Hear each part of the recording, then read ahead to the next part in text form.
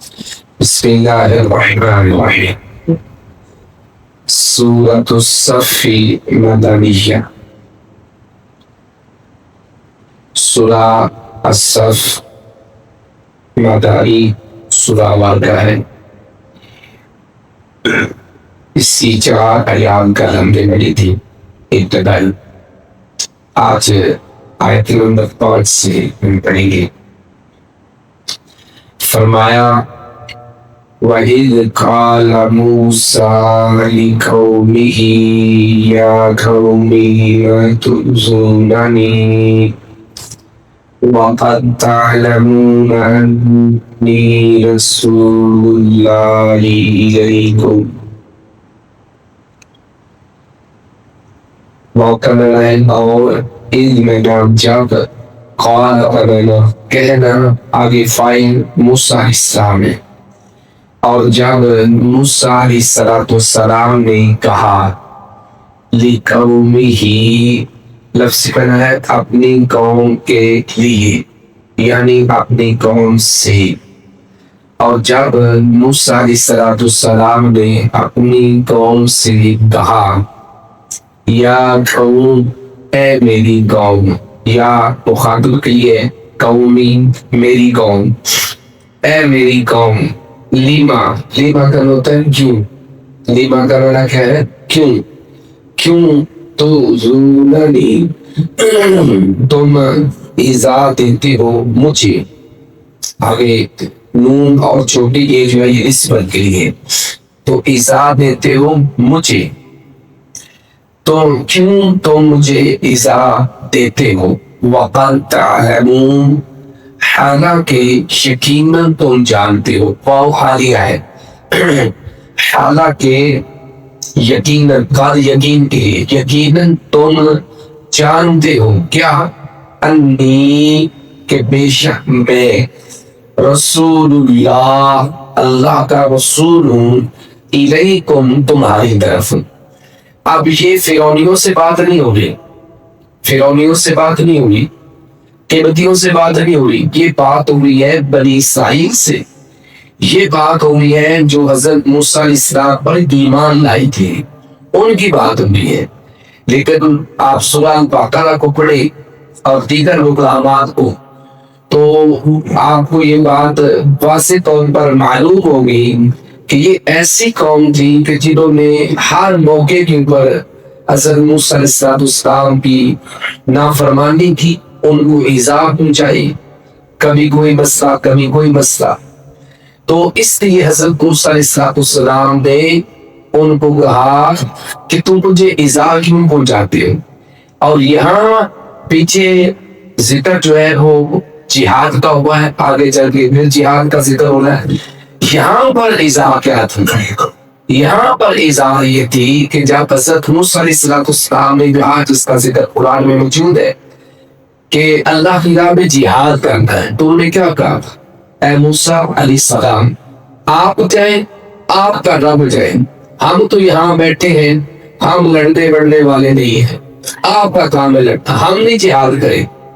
تو یہاں اس مناسبت سے کیونکہ موضوع جہاد کا چل رہا تھا، تو اللہ تبارک و تعالیٰ نے بیچ میں موسیٰ علیہ السلام کا ذکر اس لیے لیا، اور یہاں پر رسول کریم صلی اللہ علیہ وسلم کو ایک تسلی دی تھی۔ اور وہ تسلی کیا تھی کہ اگر کچھ منافق جیسے عبداللہ بن ابی غزوہ احد کے موقع پر 300 بندے لے کے واپس آ گیا، 300 کل 1000 تھے، اس میں سے بھی 300 لے کے وہ واپس آ گیا۔ تو اسی طریقے سے اور موقعوں کے اوپر وہ جہاد سے پیچھے رہتے تھے۔ تو اللہ تعالیٰ فرما رہے ہیں کہ دیکھیں موسیٰ علیہ السلام کے ساتھ تو ایک بندہ بھی جہاد کے لیے نہیں نکلا۔ آپ تو پھر بھی خوش قسمت ہے کہ آپ کے لیے لوگ جانے قربان کرنے کو تیار ہیں، اور آپ کے حکم پر مٹنے کے لیے اور کٹنے کے لیے تیار ہیں۔ چلے کچھ منافق اگر آپ کو ایذا پہنچا بھی رہے ہیں، اور منافقین ایذا پہنچاتے ہیں آخری دم تک، جہاں ان کا جیسے اگلی سورہ بارگاہ جو سورہ جمعہ کے بعد آئے گی المنافقون، اس میں بھی ان کی ایذا رسانوں کا ذکر ہے کہ منافقین کس طرح رسول کریم صلی اللہ علیہ وآلہ وسلم کو ایذا پہنچاتے رہے. تو یہاں پر یہ اصل میں درس اور سبق اہل ایمان کے لیے پیارے پیغمبر علیہ الصلوۃ والسلام کو دیا گیا کہ بھئی یہ چیزیں جو ہیں وہ آپ ذہن میں رکھیں کہ موسیٰ علیہ السلام کو کس قدر اس کی قوم نے ایذا رسانی کی. تو اس لیے موسیٰ علیہ السلام کی زبان سے جو الفاظ نکلے اس کا ذکر اللہ نے یہاں کیا ہے. اور جب موسیٰ علیہ السلام نے اپنی قوم سے کہا اے میری قوم تم مجھے ایذا کیوں دیتے ہو یا کیوں پہنچاتے ہو حالانکہ یقیناً تم جانتے ہو کہ بے شک میں تمہاری طرف اللہ کا رسول ہوں. یعنی میرے اوپر ایمان لائے ہو، کلمہ تم نے پڑھا ہے، اس کے باوجود بھی تم اگر میری بات نہیں مانتے تو یہ مجھے ایذا رسانی والی بات ہے، تکلیف پہنچانے والی بات ہے. پھر اللہ فرماتے ہیں فلما، پھر جب زاغو، وہ ٹیڑھے ہو گئے. ٹیڑھے ہونا کیا ہے کہ جب بھی کوئی حکم آتا تو نہیں مانتے. آپ یہاں تک یہ ہٹ درمی کا شکار ہو گئے کہ اللہ نے پہاڑ کو اٹھایا ان کے اوپر ڈال دیا. مانیں گے کہ نہیں مانیں گے؟ نہیں، آپ مانتے گے. جو ہی اللہ نے پیچھے کیا کہتے نہیں مانتے. اس قدر یہ ہٹ درمی کا شکار تھے. اور کتنے ہی مسائل ہیں جو اللہ رب العزت نے ان کے بیان کیے. پھر جب وہ ٹیڑھے ہو گئے، پھر جب وہ ٹیڑھے ہو گئے ازاغ اللہ، تو اللہ نے ٹیڑھا کر دیا قلوبہم، ان کے دلوں. جب وہ ٹیڑھے ہوئے تو پھر اللہ نے بھی ان کے دلوں کو ٹیڑھا کر دیا. مطلب کیا ہے؟ اللہ نے بھی پھر ان کے اوپر ان کے حال کے اوپر چھوڑا اور پھر مختلف زمانوں کے اندر ان کے اوپر عذاب بھی آتے ہیں. جیسے اصحاب السبت، یہ وہی قوم چلی آ رہی تھی جنہوں نے ہفتے بعد مچھلیاں پکڑنے کا کام کیا اور پھر اللہ کی طرف سے ان کو بندر بنا دیا گیا. تو گویا اس کے علاوہ کتنے عذاب اس قوم کے اوپر آئے صرف اس وجہ سے کہ یہ حق بات کو ماننے کے لیے تیار نہیں تھے. کلمہ پڑھنے کے باوجود یہ اطاعت رسول سے خالی تھے اور بیزار تھے. اور یہی اگر چیز آج کے دور میں دیکھی جائے تو الا ماشاء اللہ مسلمانوں میں کلمہ پڑھنے کے باوجود رسول کریم صلی اللہ علیہ وسلم کی اطاعت کا فقدان ہے. آپ کی اطاعت اور فرما برداری نظر نہیں آتی. تو فرمایا پھر جب وہ ٹیڑھے ہو گئے تو اللہ نے ان کے دلوں کو ٹیڑھا کر دیا. واللہ، اور اللہ لا یہدی القوم الفاسقین، اور اللہ نافرمان لوگوں کو ہدایت نہیں دیتا. اور اللہ لا یہدی، ہدایت نہیں دیتا، القوم، لوگ، الفاسقین، فاسق ہیں. اب یہاں پہ کافر نہیں کہا، کیوں؟ کیونکہ انہوں نے کلمہ پڑھا ہوا تھا. تو گویا کہ اسلام کے کسی بھی ایک عمل کو چھوڑنا یا اس کی سرعام نافرمانی کرنا، مخالفت کرنا، یہ کیا ہے؟ فسق ہے. اور یہاں پہ جس عمل کی طرف اشارہ ہے وہ جہاد ہے. یعنی جہاد سے وہ بیزار تھے اور انہوں نے موسیٰ علیہ السلام کو کلیئر کہا کہ ہم جہاد نہیں کریں گے. آپ نے لڑنا ہے، آپ کے رب نے لڑنا ہے، ہم نے کچھ نہیں کرنا. تو اللہ تعالیٰ نے کہا کہ پھر ایسی قوم کو جو فاسق ہو، نافرمان ہو، اللہ پھر ان کو ہدایت بھی نہیں دیتا. آگے فرمایا پہلے حضرت موسیٰ علیہ السلام کا ذکر کیا، اب دوسرے ایک پیغمبر کا ذکر کیا اور وہ ہے حضرت عیسیٰ علیہ السلام. فرمایا وَإِذْ قَالَ عِیسیٰ ابْنُ مَرْیَم، اور جب کہا، تعالیٰ کا مطلب وہی لفظ ہے، عیسیٰ کا مطلب اس لیے نام ہے عیسیٰ بن مریم. اور جب عیسیٰ بن مریم علیہ السلام نے کہا یا بنی، اے بنی کیا اسرائیل، اے بنی اسرائیل، اے بنی اسرائیل. اسرائیل جو تھا یہ حضرت یعقوب علیہ السلام کا لقب تھا. اسرائیل جو ہے یہ حضرت یعقوب علیہ السلام کا لقب تھا. تو ان سے جو آگے نسل چلی وہ ساری کی ساری کیا کہلوائی؟ بنی اسرائیل. اور یہ جو بنی اسرائیل ہے، یہودی اور عیسائی جو ہے، یہ بعد میں تقسیم بھی ہے. بنی اسرائیل چلی آ رہی تھی. پھر جب حضرت عیسیٰ علیہ السلام کی ولادت پیدا ہوئی، پھر ان کو نبوت ملی. اور جب نبوت کا اعلان ہوا تو جو لوگ ان پر ایمان لے آئے انہوں نے اپنے آپ کو عیسائی کہنا شروع کر دیا، اور جو پیچھے رہ گئے انہوں نے یہودی کہنا شروع کر دیا، اور اس طرح یہ بنی اسرائیل دو حصوں میں تقسیم ہو گئی۔ حضرت عیسیٰ علیہ السلام تک یہ بنی اسرائیل ایک ہی چلی آ رہی تھی۔ تو فرمایا کہ اور جب عیسیٰ بن مریم علیہ السلام نے کہا اے بنی اسرائیل انی رسول اللہ، وہی الفاظ ہے، بے شک میں اللہ کا رسول ہوں، الیکم تمہاری طرف، بے شک میں تمہاری طرف اللہ کا رسول ہوں، یعنی اعلان نبوت کیا، نبوت کا اعلان کیا۔ اور پھر ساتھ بتایا بنی اسرائیل اب چونکہ ابھی یہ تقسیم نہیں ہوئی، ابھی یہ نبوت کا اعلان ہے، اس لیے سب کو اکٹھا ختم کیا، اے بنی اسرائیل۔ اور ساتھ ہی پیغام کیا دیا، مصدقا لما، میں تصدیق کرنے والا ہوں، لما اس کی، بین یدی جو پہلے گزر چکا، من التوراۃ، تورات سے، جو تورات کی صورت میں پہلے چیز گزر چکی ہے، یعنی جو تعلیمات، میں ان کی تصدیق کرتا ہوں۔ کیونکہ یہاں پہ جب تقسیم ہوئی کچھ لوگ تو ایمان لے آئے، اور جو آج بھی اسٹیٹ اپنے آپ کو یہودی کہتے ہیں یا یہودیت پر قائم ہیں، انہوں نے مخالفت اس لیے کی، حالانکہ ان کی کتابوں میں جس طرح یہ آگے ذکر آ رہا ہے کہ حضرت عیسیٰ علیہ السلام نے بشارت دی ہمارے آخری پیغمبر علیہ السلام کی، اس طرح حضرت عیسیٰ علیہ السلام کا ذکر تورات میں موجود تھا مسیح موعود کے نام سے، لیکن انہوں نے کہا کہ نہیں، یہ مسیح موعود نہیں ہے۔ آج بھی یہودی جو ہے وہ مسیح موعود کا انتظار کر رہے ہیں کہ وہ مسیح ہمارے پاس آئے گا اور پھر ہم سارا معاملہ کریں گے، حالانکہ وہ مسیح موعود حضرت عیسیٰ علیہ السلام ہے۔ مسیح موعود کا مطلب ہوتا ہے یعنی عیسیٰ علیہ السلام موعود لوٹ کے آنا، تو حضرت عیسیٰ علیہ السلام نے دوبارہ آنا ہے، کوئی الگ سے مسیح موعود کوئی نہیں ہے۔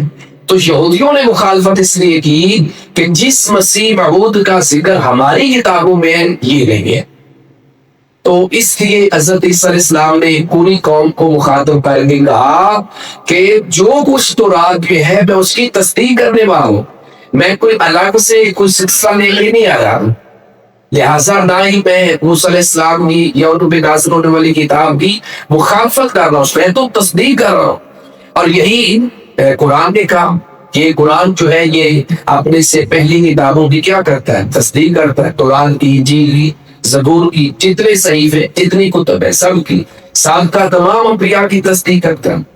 تو فرمایا اور جب عیسیٰ بن مریم علیہ السلام نے کہا اے بنی اسرائیل بے شک میں تمہاری طرف اللہ کا رسول ہوں، میں اس چیز کی تصدیق کرنے والا ہوں جو مجھ سے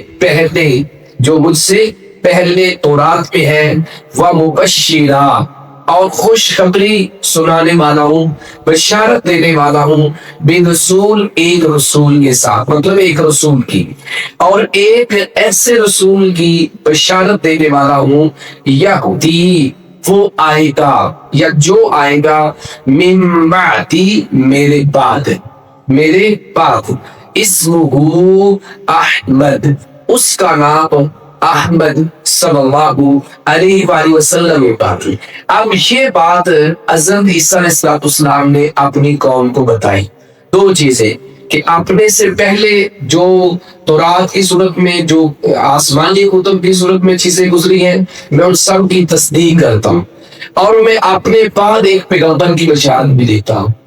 اب جب قرآن نے کہا کہ حضرت عیسیٰ علیہ السلام نے یہ بشارت دی اور نام بھی بتایا کہ ان کا نام یہ ہوگا، تو اب سوال یہ پیدا ہوتا ہے کہ کیا آج ان کی کتابوں میں یہ نام موجود ہے؟ تو کیونکہ ان کتابوں کے اندر تحریف ہو چکی ہے، البتہ اشارات موجود ہیں، وہ اشارات جو مختلف اناجیل اربع ان کی چلتی ہیں، عیسائیوں کی جو کتب ہے کہ میرے بعد ایک اس طرح کا بندہ آئے گا، وہ سردار ہوگا، جب وہ آئے گا میری ضرورت نہیں ہوگی، اس طرح کے الفاظ کے اشارات کافی زیادہ ملتے ہیں. لیکن جو واضح نام تھا اس کو بھی انہوں نے اپنے الفاظ میں چینج کر دیا، اس کے بھی ترجمے کر کے تو بتا دیا کہ نہیں اس کا تو یہ مطلب ہے، اس کا تو یہ مطلب ہے. تو دوسری اس کی سب سے بڑی دلیل یہ ہے کہ جب قرآن نازل ہوا تو اس وقت عیسائی موجود تھے، آج بھی موجود ہے. کسی ایک عیسائی نے اس بات کو چیلنج نہیں کیا کہ یہ جو قرآن کہہ رہا نا کہ حضرت عیسیٰ علیہ السلام نے اس پیغمبر کی بشارت سنائی ہے تو ہماری کتابوں میں اس کا کوئی ذکر نہیں ہے. یہ حقیقت ہے کہ ان کو علم تھا کہ وہی پیغمبر ہے، وہی رسول ہے.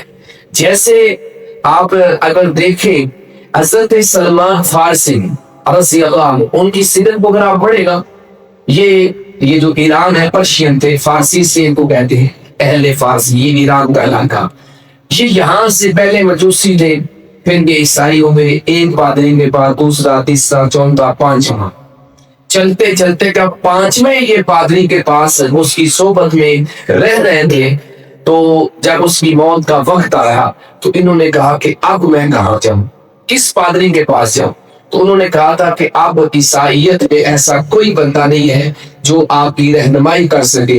لہٰذا انہوں نے یثرب جو مدینہ کا پرانا نام تھا اس کی طرف اشارہ کیا، نشانیاں بتائی، کھجوروں والا علاقہ ہے اور اس طرح وہ علاقہ ہے، وہاں اس نام کا پیغمبر آئے گا، یہ پادری کہلاتا ہے. اور یہ اس کی نشانیاں ہوں گی، اس کے دو شانوں کے درمیان مہر نبوت ہوگا اور وہ صدقہ قبول نہیں کرے گا، تحفہ قبول کرے گا. یہ دو تین نشانیاں بتائیں. اور پھر حضرت سلمان فارسی یہاں سے نکلے اور وہ راستے میں قافلے کو ملے، کافی زیادہ مال و متاع تھا، وہ بھی انہوں نے لے لیا، حتیٰ کہ مدینہ میں جا کے فروخت کر دیا، یہودیوں کے ہاں ان کو فروخت کر دیا. یعنی جب یہ اس پادری سے یعنی نکلے یہاں سے اس علاقے سے تو یہ سمجھ لو اربوں پتی تھے. اور جب مدینہ میں پہنچے، جو مدینہ اس وقت تو نہیں تھا، یثرب تھا، تو یہ ایک غلام کی حیثیت سے تھے.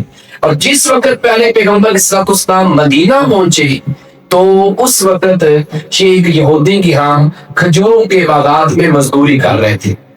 جب اعلان ہوا کہ مسلمانوں کے پیغمبر آ گئے تو یہ بھی اس خوشی کے ساتھ کچھ کھجوریں شام کو لی.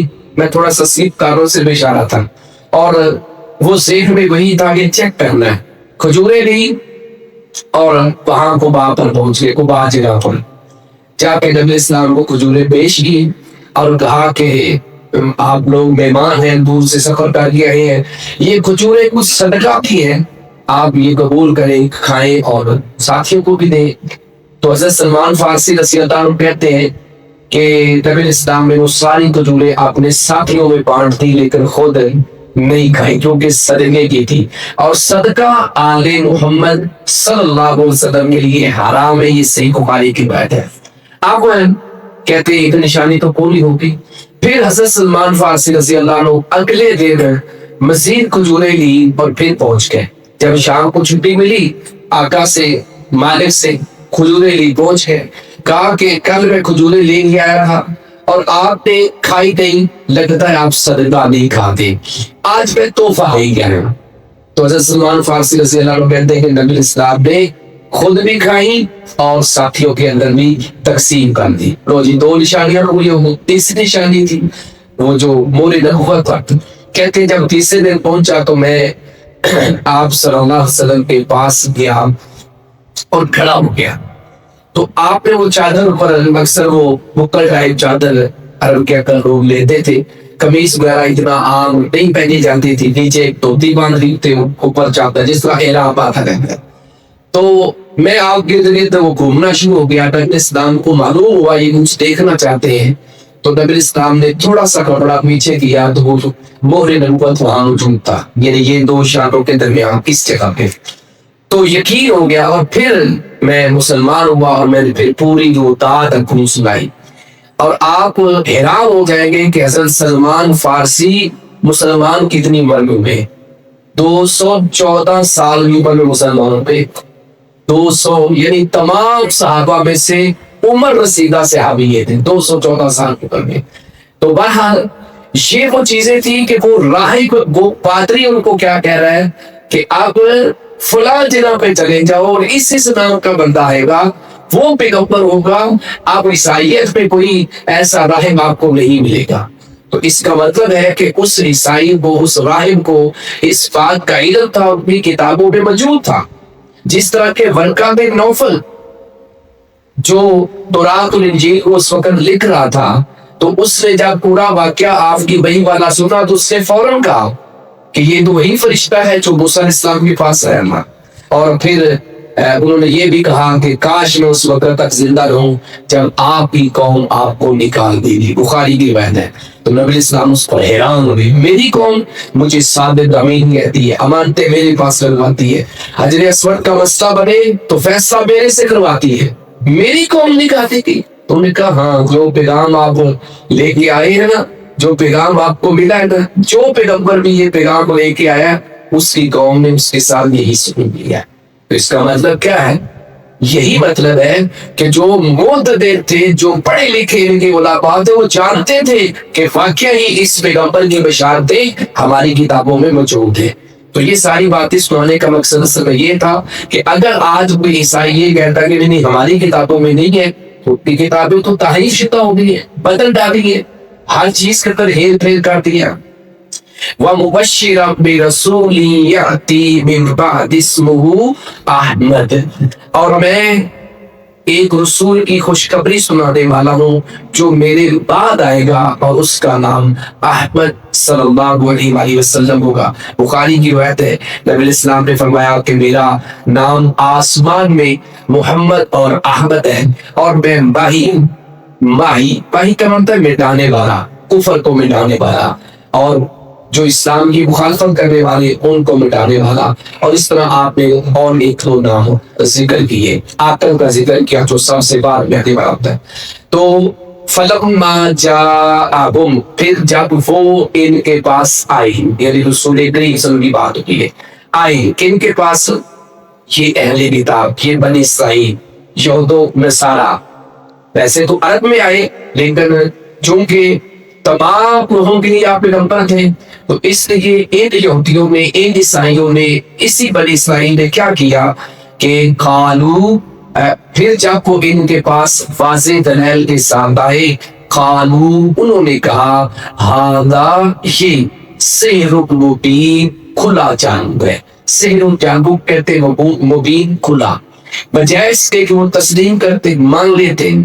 اور کئی یہود و نصارہ نے مانا بھی، جیسے نجاشی بادشاہ جو ہی قرآن سنا تو وہ فوراً تسلیم کر لیا کہ ہاں یہ واقعی ایک سچے پیغمبر پر نازل ہونے والا کلام ہے. اور اس کے بعد بھی کتنے ہیں عیسائی مسلمان ہوئے. اور مدینے کے اندر حضرت عبداللہ بن سلام جو یہودی تھے اور بہت بڑے عالم تھے، بہت بڑے عالم، پائے کے عالم تھے، لیکن باپ بھی بڑے عالم تھے. انہوں نے بھی جب پہلی ملاقات کی، میں نے بھی دفعہ یہ حدیث سنائی ہے، کیا کہتے ہیں؟ انی عرفت ان وجهه ليس بوجه كذاب، میں نے جو ہی آپ کو دیکھا میرے دل نے گواہی دی کہ یہ جھوٹے شخص کا چہرہ نہیں ہے. اور پھر وہ آپ پر ایمان لے آئے. تو جن کو سمجھ تھی یا یوں سمجھو جن کی قسمت میں ایمان تھا وہ ایمان لائے ہیں، انہوں نے آپ کی تصدیق کی ہے. اور جن کی قسمت میں نہیں تھا انہوں نے ہٹ ترمیم اور ضد سے کام لیا، مخالفت سے کام لیا. تو یہی تک رکھتے ہیں ان دو آیات میں جو باتیں اللہ نے کی ہے. مزید اس سے پر آگے جو ان کے بنی اسرائیل کے معاملے تھے اس کے اوپر کچھ باتیں ہیں، اور پھر دوبارہ موضوع جہاد کی طرف جائے گا. وما علی الشام الا البلاغ المبین.